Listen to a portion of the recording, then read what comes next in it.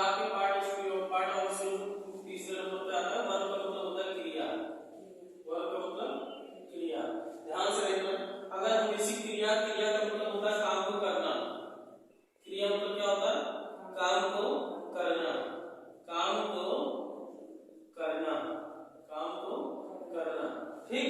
या किसी को जब इसकी हिंदी में हम परिभाषा लिखते हैं तो क्रिया में कहते हैं किसी काम को करना, किसी काम को करना या होना पाया जाता है, पाया जाता है, पाया जाता है, तो उसे क्रिया कहते हैं। उसे क्या कहते हैं? क्रिया कहते हैं। अब भैया ध्यान से देखना, किसी काम करना यहाँ पाया जाता है। जैसे आपको पता है मैं कोई काम करता हूँ, अगर आप जैसे कि कोई तीसरा बंदा है, अगर हमको देख रहा है तो व्यक्ति अगर ये चीज पूछे कि सर क्या काम कर रहे हैं, तो उसको दूसरा बंदे को दिखाई देगा तो तुरंत बताएगा सर जी पढ़ा रहे हैं। तो मेरा काम हो गया पढ़ाने का। अगर आपके बारे में कोई व्यक्ति ये चीज पूछे कि भैया जी क्या कर रहे हैं, तो आपका काम हो गया आप पढ़ रहे हो। मैं पढ़ा रहा हूँ, मेरा काम हो गया पढ़ाना, आप पढ़ रहे हो तो आपका काम हो पढ़ना। ज्यादातर हिंदी में जो क्रिया होती है उसके पीछे ना आता है। याद करने के लिए जैसे नहाना, धोना, मारना, पीटना, जागना, खेलना, कूदना, चोरी करना, भाग जाना, दौड़ना, सोना, मरना, जीना, ठीक, ये सारी आपकी क्रिया कहलाती है। उसके बाद में इसी को इंग्लिश में जब कहते हैं तो इंग्लिश में होता है a verb is a word which doing an action is called a verb। इसका मतलब होता है doing an action का मतलब ये होता है, do मतलब होता है करना और action मतलब होता है कार्य। यानी कार्य को करना ही क्रिया कहलाती है, कार्य को करना ही क्रिया कहलाती है।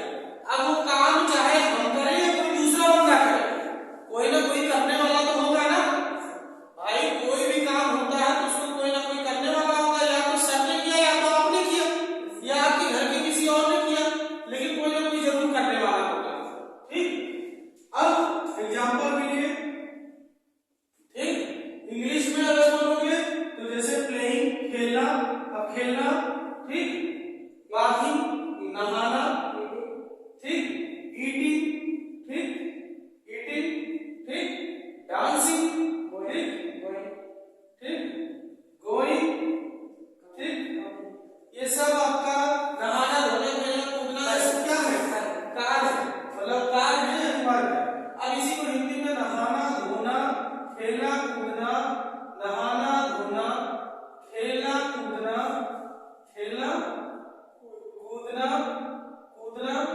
गाना, सुनना, ठीक, नाचना, सब आपकी क्रिया है। यहां तक समझ गए ना? क्रिया आपके 4 प्रकार के होते हैं। देयर आर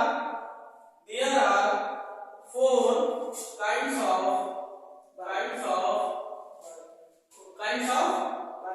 verb, ठीक। अब लोअर क्लासेस में हम लोग ट्रांसिटिव पढ़ते हैं, ट्रांसिटिव पढ़ते हैं। आपका फर्स्ट हो गया ट्रांसिटिव, दूसरा हो गया आपका इंट्रांसिटिव, और तीसरा आपका हो गया लिंकिंग, चौथा आपका हो गया ऑक्सिलरी वर्ब,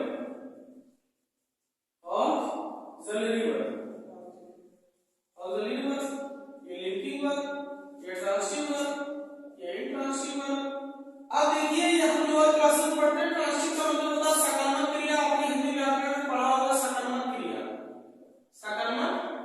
क्रिया, हिंदी व्याकरण में पढ़े हो। दूसरा होता है आपका आकर्मक क्रिया, आकर्मक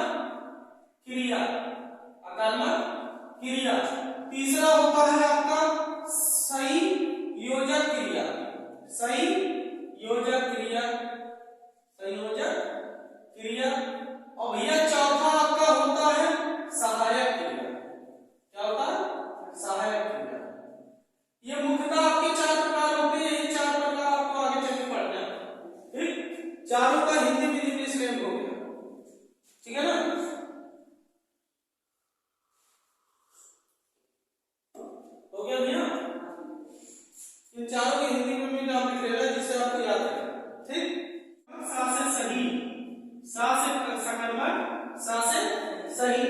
यानी इसमें आपका क्या होता है, सब ट्रांसिटिव में, यानी ट्रांसिटिव वर्ब सकर्मक क्रिया उसे कहते हैं जिसमें कर्ता भी आए और कर्म भी आए। ठीक, यानी जिसमें सब्जेक्ट और ऑब्जेक्ट दोनों रहता है, जिसमें सब्जेक्ट और ऑब्जेक्ट दोनों रहता है वो आपका ट्रांसिटिव वर्ब कहलाता है। जिसमें आपका भैया सा से सकर्मक और सा से सही, सही का मतलब राइट, यानी जिसमें आपका सब्जेक्ट भी आए और जिसमें आपका ऑब्जेक्ट भी आए, यानी सब्जेक्ट ऑब्जेक्ट भैया कोई व्यक्ति काम को करने वाला होगा, अब उसने क्या काम किया ये आपको पता चल जाए।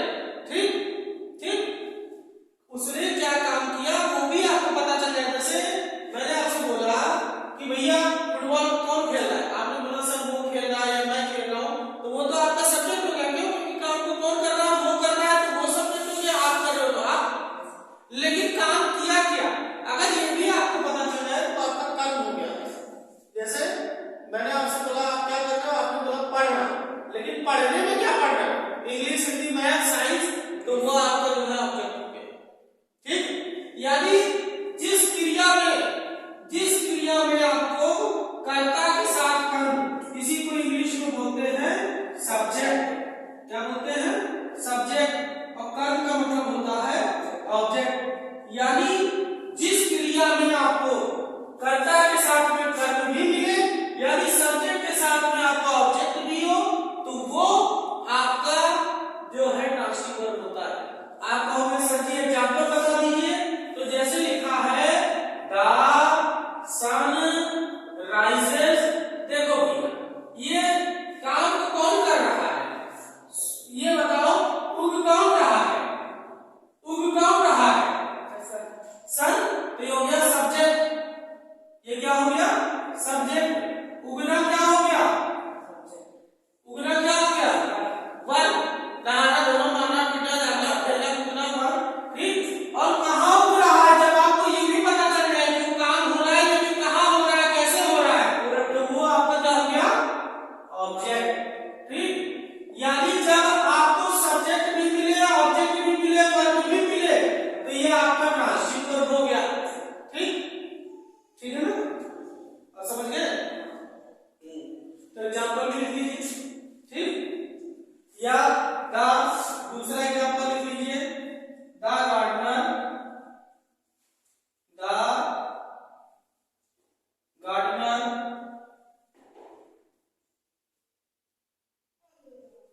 गार्डनर इज गार्डनिंग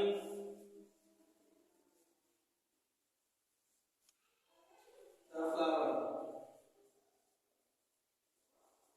ये हो गया सब्जेक्ट, ये हो गया हेल्पिंग वर्ब, ये हो गया मेन वर्ब, ये हो गया ऑब्जेक्ट। ठीक, ठीक है। यानी कुल मिला के यही कहने का मतलब है, जहां पे आपका सब्जेक्ट के साथ में ऑब्जेक्ट, जहां से आपसे मैं प्रश्न पूछूं कि तुम क्या कर रहे हो, तुम उस चीज का जवाब बता ले जाओ। मैंने आपसे पूछा भैया क्या कर रहे हो, आपने बोला सर मैं पढ़ रहा हूं, लेकिन पढ़ना तो सिर्फ वर्ब हो गया, लेकिन पढ़ने में क्या पढ़ रहे हो वो भी पता चल जाए तो वो आपका ऑब्जेक्ट हो गया। ठीक है, इसी तरीके से आपका भैया जो है सकर्मक क्रिया हो गया। दूसरा हो गया आपका, ठीक, इधर देखिए, दूसरा आपका हो गया इंट्रांसिटिव। क्या हो गया, इंट्रांसिटिव, इंट्रांसिटिव वर्ब, इसको हिंदी में बोलते हैं भैया अकर्मक क्रिया। क्या बोलते हैं, अकर्मक क्रिया। यानी जिस क्रिया में कर्ता तो हो लेकिन कर्म ना हो, यानी सब्जेक्ट रहेगा लेकिन ऑब्जेक्ट नहीं रहेगा, और जिसमें ऑब्जेक्ट ना हो तो आपका इंट्रांसिटिव होता है। अब ध्यान से देखो हमारी तरफ, इधर देखो, आपने हिंदी में बहुत पढ़ा है। ठीक, एक होता है धातु, एक होता है आधातु, वैसे यहाँ पे आकर्म लिखा है। आकर्म का मतलब ये हुआ जिसमें कर्म ना हो, जिसमें कर्म ना हो, यानी कर्ता तो हो लेकिन कर्म ना हो, वही। अब जिसमें कर्म नहीं रहेगा वही आपका इंट्रांसिटिव रहेगा। आप कहोगे सर जी कैसे, तो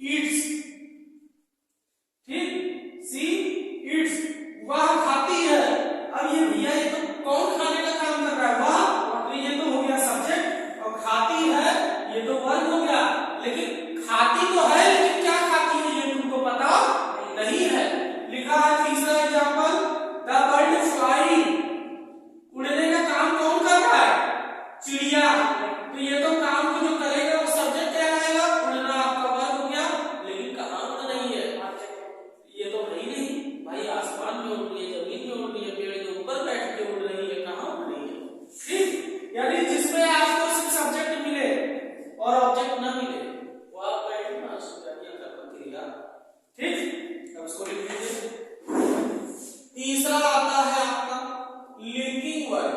क्या आता है? Linking verb. अब ध्यान से देखिएगा, जो लिंकिंग वर्ब होता है इसको हिंदी में संयोजक क्रिया कहते हैं। क्या कहते हैं? संयोजक क्रिया। अब ध्यान से हमारी तरफ देखिए, संयोजन का मतलब होता है जोड़ना। संयोजन का मतलब क्या होता है? जोड़ना। आपको पता है जैसे एक चैन होता है तो गले में चैन करते हैं, उसमें जो एक एक कड़ी होती है वो इसी तरीके से जुड़ी होती है, और उसमें एक एक चैन की एक एक कड़ी बहुत जरूरी है। अगर कोई भी कड़ी कमजोर रहेगी वहीं से चैन टूट जाएगा।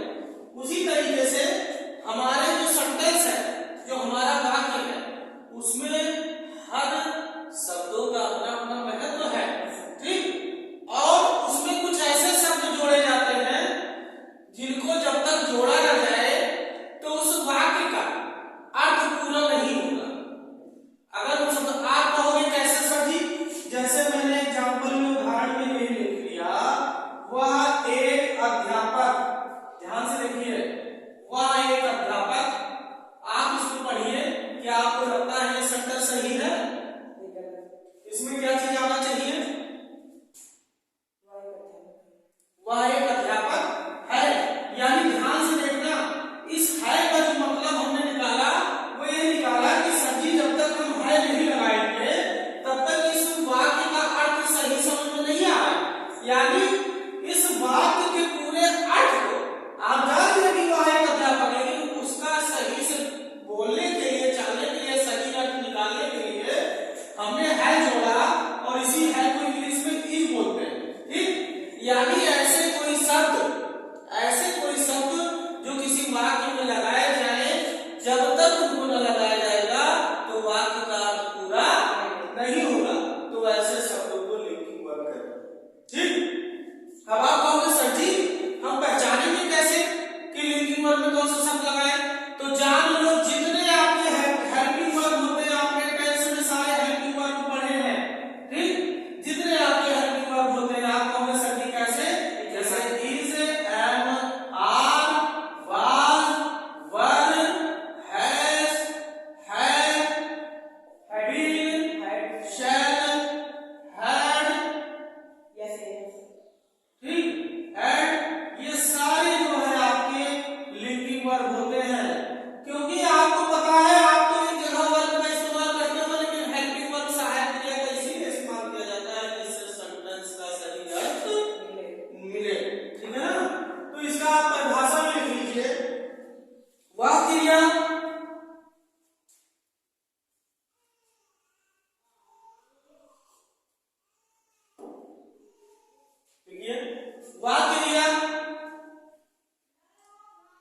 जिसमें वाक्य का अर्थ पूरा नहीं होता है, जिसमें वाक्य का अर्थ पूरा नहीं होता है, जिसमें वाक्य का अर्थ पूरा नहीं होता है, तो वाक्य का अर्थ पूरा करने के लिए, वाक्य का अर्थ पूरा करने के लिए उसमें कुछ कॉम्प्लीमेंट शब्द का प्रयोग किया जाता है। उसमें कुछ कॉम्प्लीमेंट शब्द का प्रयोग किया जाता है जिसे हिंदी में पूरक शब्द कहते हैं, जिसे हिंदी में पूरक शब्द कहते हैं। अर्थात पूरक शब्द उसे कहते हैं जिससे वाक्यों का अर्थ पूरा हो सके। पूरक शब्द उसे कहते हैं जिससे वाक्यों का अर्थ पूरा हो सके। जैसे example, he is a doctor, he is a doctor, she is a teacher, she is a teacher, she is a teacher, she is a, ये आपका लिंकिंग वर्ब हो गया। इधर देखिए linking verb, she is a। अब चौथा है auxiliary verb. Auxiliary verb ध्यान से देखते रहिए, हमारे तक अप्लाई करना है। ऑक्सिलरी वर्ब को हेल्पिंग वर्ब के भी नाम से जाना जाता है। किसके नाम से? हेल्पिंग वर्ब, या इसी को सहायक क्रिया भी बोला जाता है, सहायक क्रिया भी बोला जाता है, ठीक। अब ध्यान से देखना, ये तीनों एक ही नाम है, कहीं पे आपको ऑक्सिलरी मिलेगा, कहीं पे हेल्पिंग मिलेगा, और सहायक क्रिया आपको पता है हेल्पिंग वर्ब होता है जो सहायक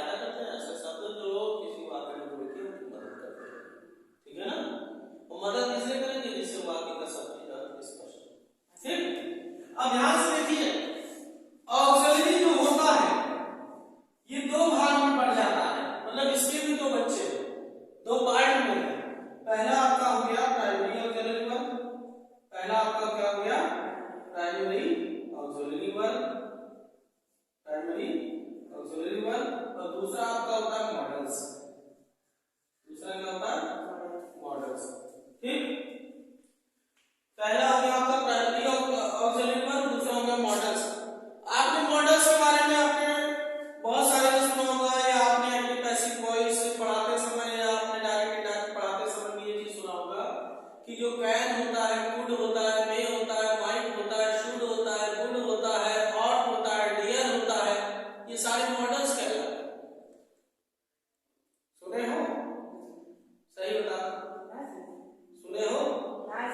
नहीं सुने? अरे यार मॉडल्स के बारे में छोटी क्लास में स्टार्ट हो जाता है। ठीक है, अब यही टॉपिक बच रहा है, इसको कल तुमको अच्छे से बताते हैं। ठीक, हाँ ये दो प्रकार होते हैं। यहाँ तो पहले लिखो कि ऑक्सिलरी वर्ब किसे कहते हैं। ऑक्सिलरी वर्ब को मुख्य रूप से सहायक क्रिया भी कहा जाता है। ऑक्सिलरी वर्ब को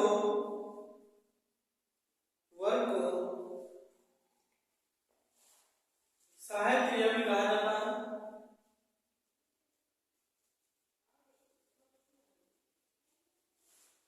इसे हेल्पिंग वर्ब भी कहते हैं, ब्लैक बोर्ड पे देखिए। ठीक, ये दो प्रकार के होते हैं। इनका इस्तेमाल वाक्यों के अर्थों को स्पष्ट करने के लिए किया जाता है।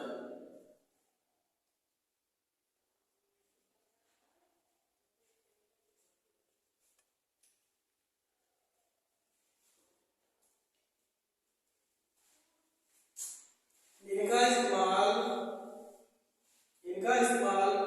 वाक्यों के अर्थों को स्पष्ट करने के लिए किया जाता है। इनका इस्तेमाल वाक्यों के अर्थों को स्पष्ट करने के लिए किया जाता है। ये मुख्यतः दो प्रकार के होते हैं, मैंने बताया आपको। पहला लिखिए प्राइमरी ऑक्सिलरी वर्ब, आपने ब्लैक बोर्ड में दिया हुआ है प्राइमरी ऑक्सिलरी वर्ब, और दूसरा आपका